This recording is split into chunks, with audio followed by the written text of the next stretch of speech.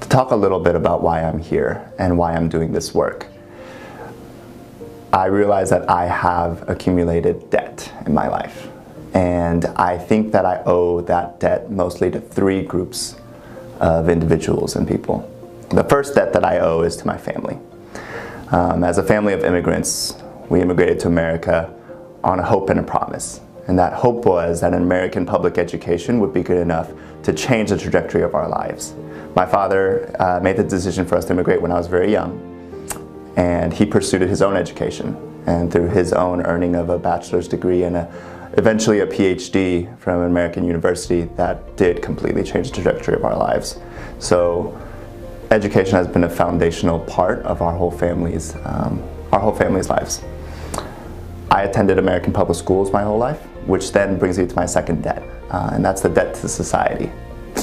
Through the public education system in America, I gained an adequate education to be prepared for college and to attend a university that allowed me to study my passions and then gain the skills necessary to pursue a professional career.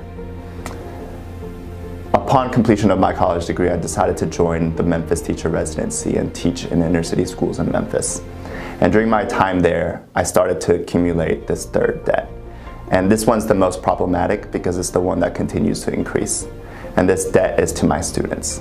As a first-year teacher, I remember standing in front of my classroom and being overwhelmed by the 11th and 12th graders that are in front of me that were only 3 or 4 years younger than I was, and realizing how completely different our lives were at that moment and how completely different our lives would be for the future.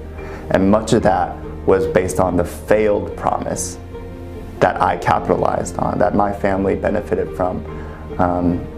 The same system had failed these students. And thinking in front of my 11th and 12th graders who were functionally reading at best at a middle school level, realizing that upon graduating from high school, they might earn a diploma, but they would not have the skills necessary, I was overwhelmed by the problem. It was around that time that we took a trip down to New Orleans. My cohort and I took a trip down to New Orleans. And this lady named Sue Walsh came. And Sue Walsh, along with a couple members of the BES team, took us on tours of charter schools in New Orleans. I remember walking through the halls of that school realizing, this is how you do it. This is how you change the problem. This is how you attack the problem. It's an entire school community that is mission aligned, where everybody understands that every single child in this school is being prepared for college, regardless of his or her demographics, family situation, or zip code. And that is the promise that I know that I grew up with, and that's the promise that I know we have a responsibility to extend to all families and all communities. I believe there are times and moments in history when a work is given to a generation. And the way in which we steward that work will have implications for many generations to come. The work that is given to our generation is the work of ensuring that every community across our nation has access to a high-quality education. When I decided to join the BES Fellowship, I knew that the work would be hard, but I did not know how much fun I would have. And I say that, I came to that realization.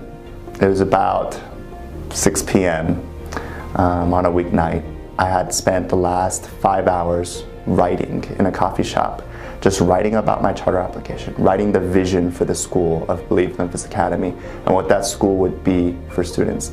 And as I was driving home, I felt my hand shaking, I felt my heart racing, realizing that I had this opportunity to do what I believe is the most important work in our nation and in our time right now, and to do it with the premier organization that I believe trains individuals to be successful at this work.